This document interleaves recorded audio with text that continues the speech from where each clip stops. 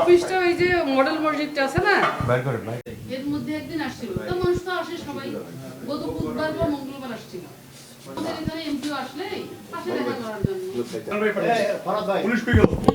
জানুর ভাই ভাই একটা ভাই ওই কতক্ষণ ইয়ে করা লাগে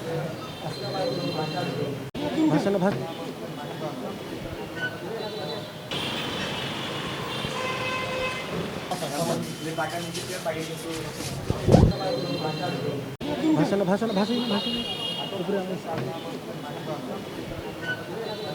সে একজন ব্যক্তি এমপিভুক্ত করার জন্য টাকা নিয়ে আসছেন, তো ওনাকে আটক করা হয়েছে।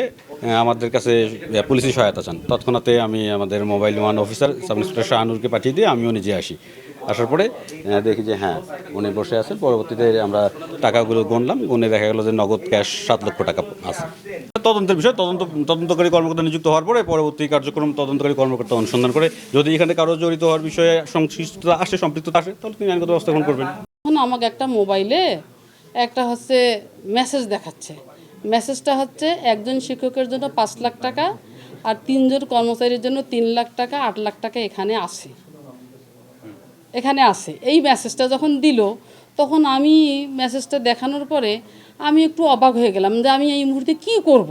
আমি এনেছি কথাটা উনি বলছে, তাহলে ব্যাগটা তো অবশ্যই কিছু আছে। তখন আমি বললাম যে ওই কি খেলনার কথা বলতেছে ওইটা একটু তোমরা খোলো। খোলার পরে দেখতেছে যে সব টাকা।